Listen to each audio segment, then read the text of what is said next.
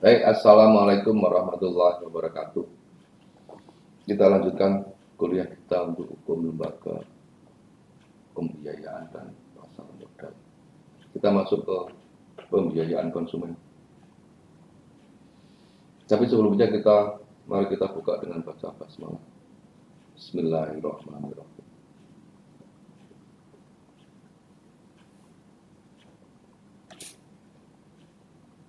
Ini pengertian dari pembiayaan konsumen,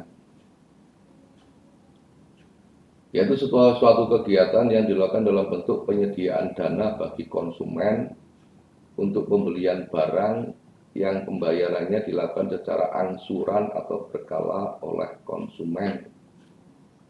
Jadi pembiayaan konsumen itu mirip dengan kredit konsumsi. Cuma yang memberikan kredit itu bukan bank, tapi lembaga pembiayaan atau lembaga finance. Berbeda dengan leasing, berbeda dengan factoring, berbeda dengan modal ventura. Leasing, factoring, modal ventura itu adalah lembaga pembiayaan yang bersifat produktif. Sementara pembiayaan konsumen itu adalah pembiayaan yang bersifat konsumtif.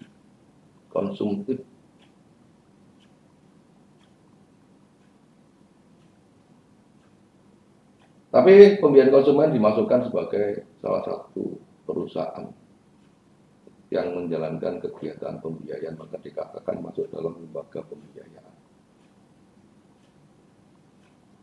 Nah, kredit konsumsi yaitu adalah kredit yang diberikan konsumen guna pembelian barang-barang konsumsi dan jasa-jasa yang diberikan dari pinjaman-pinjaman yang digunakan untuk tujuan-tujuan produktif atau dagang.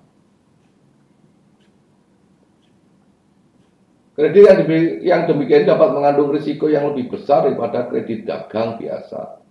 Oleh karena itu diberikan dengan tingkat bunga yang lebih tinggi. Maka kredit konsumsi itu biasanya bunganya lebih tinggi dibandingkan kredit produksi. Nah, kita lihat untuk bisa paham tentang pembiayaan konsumen ini. Kita lihat dulu yang namanya kredit. Kredit itu dibedakan menjadi dua, ada sale kredit, ada loan kredit. Hasil kredit adalah pemberian kredit untuk pembelian suatu barang dan nasabah akan menerima barang tersebut.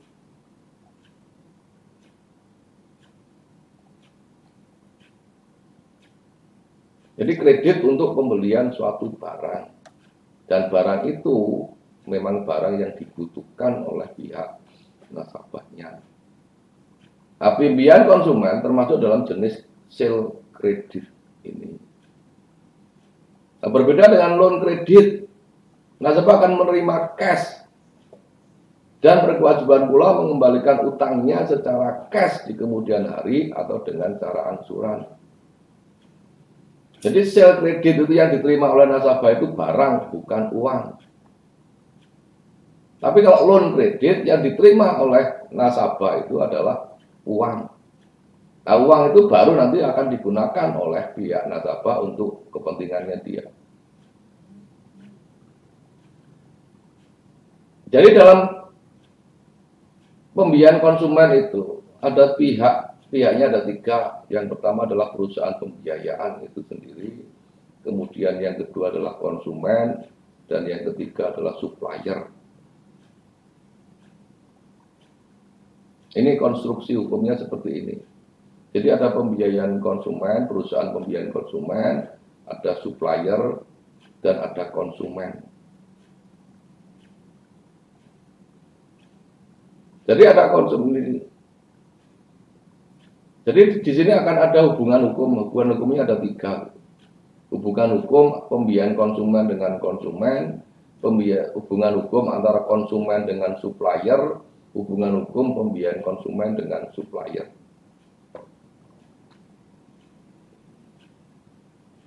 Nah, penjelasannya, pembiayaan konsumen dengan konsumen, hubungan hukum pembiayaan konsumen dengan konsumen. Yang terjadi adalah perjanjian pembiayaan konsumen atau perjanjian kredit. Jadi antara perusahaan pembiayaan konsumen dengan konsumen itu ada perjanjian kredit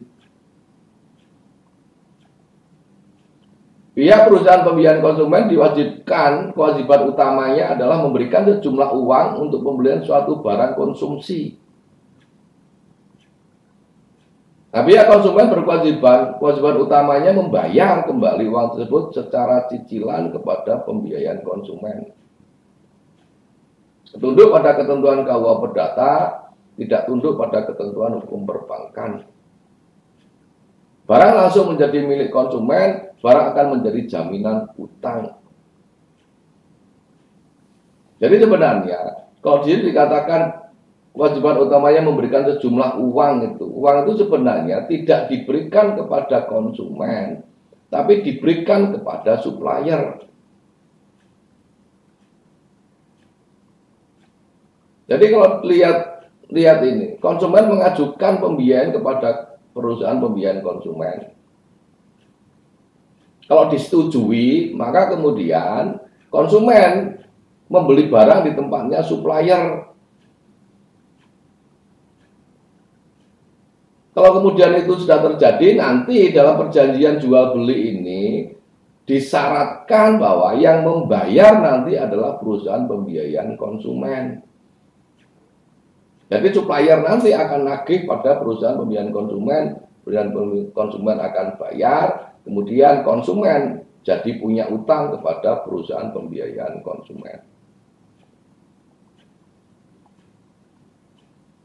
Nah, konsumen dengan supplier terjadi perjanjian jual beli bersyarat. Supplier menjual barang kepada konsumen dengan syarat bahwa harga barang akan dibayar oleh pihak ketiga, yaitu pembiayaan konsumen.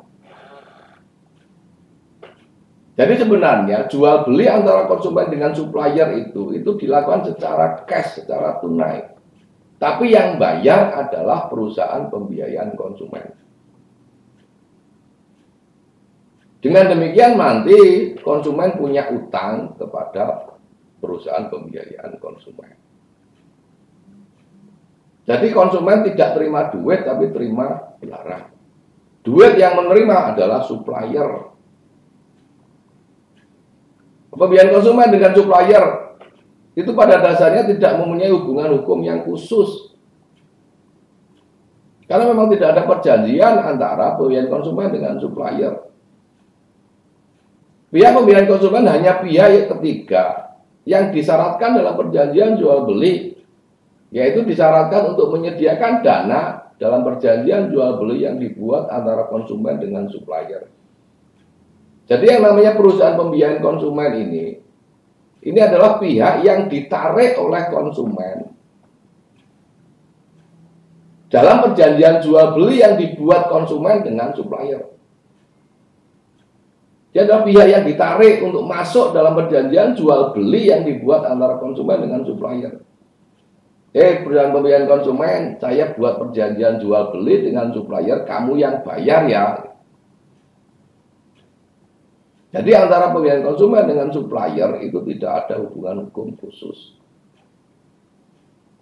Cuma sekarang perkembangannya adalah pembiayaan konsumen dengan supplier itu hubungan hukumnya bukan hubungan hukum. Itu tapi adalah dia biasanya ada pada satu perusahaan. Pembiayaan konsumen anak perusahaan, supplier anak perusahaan. Jadi hubungan hukumnya adalah satu grup saja. FIF itu biasanya akan membiayai pembelian Honda. FIF itu anaknya Astra. Sementara Honda itu adalah produksi dari Astra. Jadi kalau kemudian saya beli Honda, maka yang membiayai adalah FIF. Nah, dalam pembiayaan konsumen itu ada jaminan utama, ada jaminan pokok, dan ada jaminan tambahan. Sebagaimana yang berlaku bahwa dalam kredit itu syarat utama kredit itu adalah kepercayaan. Jadi pembiayaan konsumen baru akan membiayai konsumen kalau pembiayaan konsumen percaya kepada konsumennya. Nah, kepercayaan itu harus dibangun oleh perusahaan pembiayaan konsumen. Dengan cara apa? Dengan cara melakukan analisis kredit.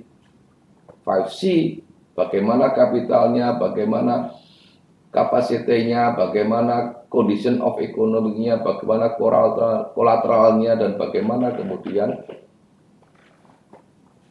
karakternya.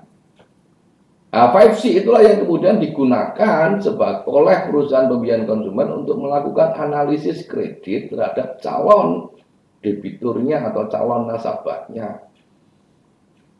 Hasil dari analisis kredit itu menjadikan perusahaan pembiayaan konsumen percaya atau tidak percaya. Kalau percaya maka akan dibiayai, kalau tidak percaya maka tidak akan dibiayai.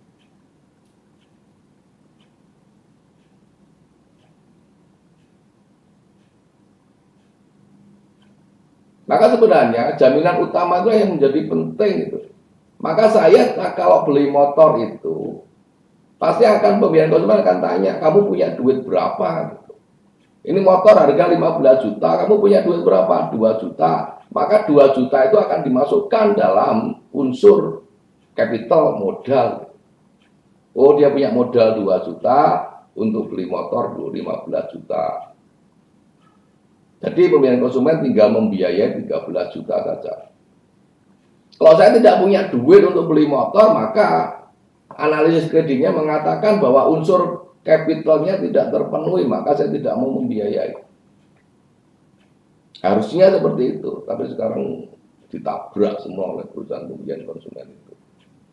Sekarang ada beli motor tanpa uang muka, itu menurut saya ngawur, itu menyalahi prudensial principle, menyalahi prinsip kehati-hatian. Kalau saya sudah beli motor di Honda macet, di Yamaha macet, di Suzuki macet, beli di Kawasaki, maka yang namanya perusahaan pembiayaan konsumen akan bisa melihat, oh karakter saya adalah kalau punya utang nggak bayar, maka jangan dibiayai. Maka itu yang terjadi. Maka yang namanya analisis kredit itu menjadi unsur yang utama sebenarnya untuk perusahaan pembiayaan konsumen mau membiayai atau tidak. Dari situlah muncul yang namanya kepercayaan bahwa nasabahnya ini mampu mengembalikan atau tidak mampu mengembalikan kredit yang telah diberikan. Begitu analisis kredit itu ditabrak, maka risiko yang harus ditanggung oleh perusahaan pembiayaan konsumen akan menjadi besar. Karena pasti kemungkinan besar akan terjadi kredit macet. Nasabah tidak mampu membayar kepada pembiayaan konsumen. Kemudian yang kedua adalah jaminan pokok. Nah, biasanya yang menjadi jaminan pokok itu adalah objek yang menjadi objek jual beli itu. Kalau saya beli motor dibiayai oleh FIF, maka FIF akan menjadikan motor itu sebagai jaminan. Nah, motor itu akan menjadi jaminan pokok. Karena itu adalah motor adalah benda bergerak, maka akan ditutup dengan jaminan fidusia. Kalau gadai nggak mungkin.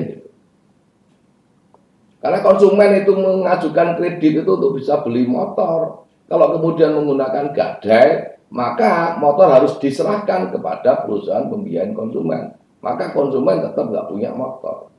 Maka yang mungkin terjadi adalah akan ditutup dengan jaminan fidusia.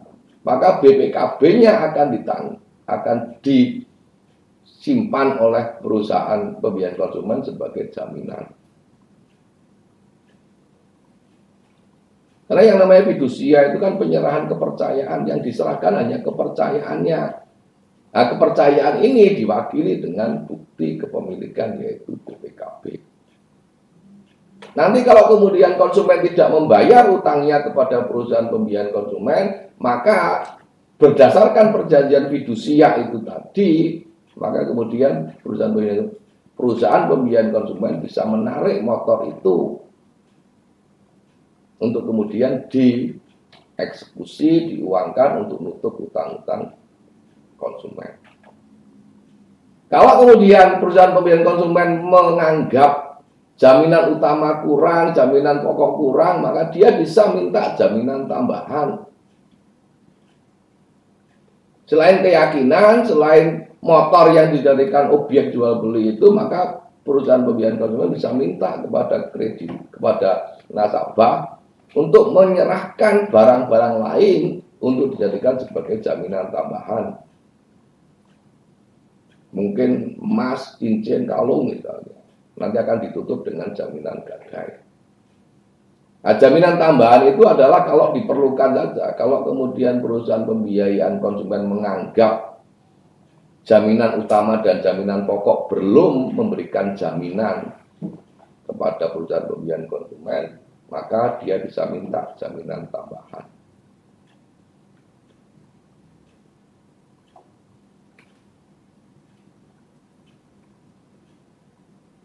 Jadi itu untuk pembiayaan konsumen. Kalau ada pertanyaan, silakan ditulis di my class. Nanti akan saya jawab di sana.